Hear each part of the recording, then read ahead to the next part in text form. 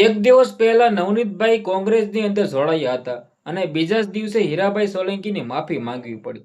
હવે તમે બધા લોકો નવનીતભાઈ બાલદિયાને તો ઓળખો જ છો.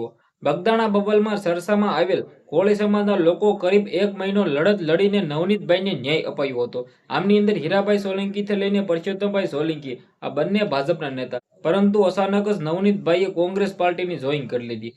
હવે કઈ પાર્ટીની અંદર જોડાયા આનાથી મતલબ નથી, પરંતુ કોંગ્રેસની અંદર જોડાતા જ કોલ રેકોર્ડિંગની અંદર એક વિડીયો વાયરલ થયો છે, જેમની અંદર નવનીતભાઈ ઇન્ટરવ્યુ દઈ રહ્યા હતા અને ત્યારબાદ તેમને એવું કહ્યું કે મારો મોબાઈલ રિસીવ નથી કરતા હીરાભાઈ સોલંકી. ત્યારબાદ હીરાભાઈ સોલંકીની માફી માંગીને વિડીયો પોતે અપલોડ કરવો પડ્યો, કારણ કે જે જ સમાજે તેને અહીં સુધી લાવ્યા. તમે વિચાર કરો કે કોંગ્રેસ પાર્ટીની અંદર જોડાતા જ ભાજપ પાર્ટીનું કાપવાનું ચાલુ કરી દીધું.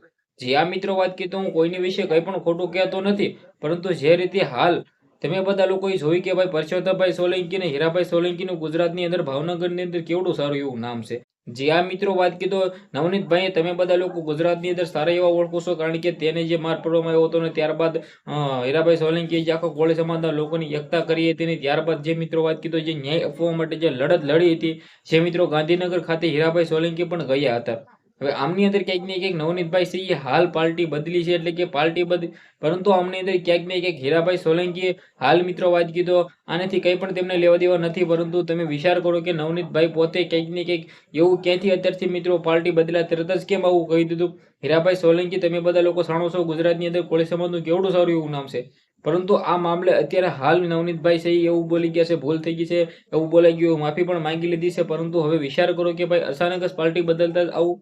ખાસ કરીને વિડીયો બને એટલો શેર કરીને, હું કોઈનો વિરોધ કરતો નથી. તમારા મારા વિશે શું કેવું છે વિડીયો શેર કરી, ફોલો કરી, સબસ્ક્રાઇબ અવશ્ય કરી દેજો, જેથી હું તમારા સમક્ષ આવીને એવી જાણકારી લાવતો રહું. આજના વિડીયોમાં આટલી જ માહિતી. આપણે એક નવો વિડીયો મળી જશું. બધા લોકોને દિલથી ધન્યવાદ. જય હિન્દ, જય ભારત.